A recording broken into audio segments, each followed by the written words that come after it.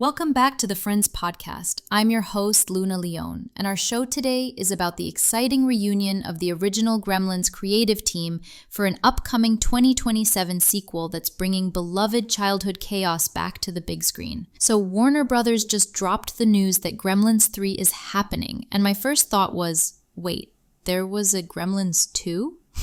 Apparently, yes, and now we're getting a third one next November with Steven Spielberg producing and Chris Columbus directing. It's like they're assembling the Avengers of nostalgic filmmaking, except instead of saving the world, they're trying to save my childhood memories from complete irrelevance. This is the first live-action Gremlins movie in over 4 decades, which means there are entire generations who only know Gizmo from memes. Columbus is returning to direct and co-write with Zach Lipovsky and Adam Stein. And honestly, Warner Brothers is betting that lightning can strike twice in the same mogwai. What's fascinating is how calculated this feels. CEO David Zaslav confirmed this during an earnings call, which tells you everything. They're not making Gremlins 3 because someone had a brilliant creative vision. They're making it because nostalgia is legal money printing right now. And honestly, I kind of respect the transparency. The original Gremlins was this perfect storm of horror and comedy that somehow worked for everyone, even though it left half its audience hiding behind couch cushions. It gave us those iconic rules: no feeding after midnight, no water, no bright light. Rules that were designed to be broken for maximum chaos. More after our break. My name is Tom Sachs. I'm an artist in New York City. For nearly 2 decades, I have been collaborating with Nike.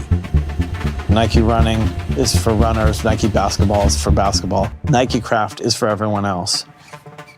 Here's the thing, though. Creature features don't really exist anymore. We've moved into CGI everything, and there was something so tactile about those original puppets. The big question is whether they can recapture that practical magic, or if we're getting Uncanny Valley digital gremlins that look too polished to be scary. What's telling is who's not involved. Joe Dante, who directed both originals, isn't part of this project. Dante brought this satirical edge, especially in Gremlins 2, which was a commentary on commercialization and sequels. Now they're making another sequel without him. The irony is almost too perfect. I'm conflicted about legacy sequels. There's something comforting about revisiting worlds that meant something to us, but there's always this fear they'll mess with something that worked perfectly. It's like when your favorite coffee shop changes their recipe. You want to support them, but also, why did you touch perfection? The smart move is positioning this as a bridge between generations. That's an incredibly difficult balance, and most attempts end up pleasing no one. But bringing back Spielberg and Columbus makes sense. These aren't random names for marketing. These are people who understood the original DNA.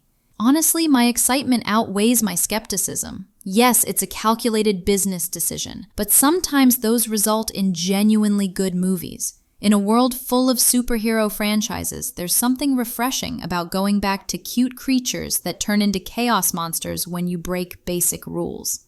Thank you for listening to Friends with Luna Leone. If you are enjoying our podcast, please show us your support by tapping the follow button and rating it 5 stars. That's a wrap.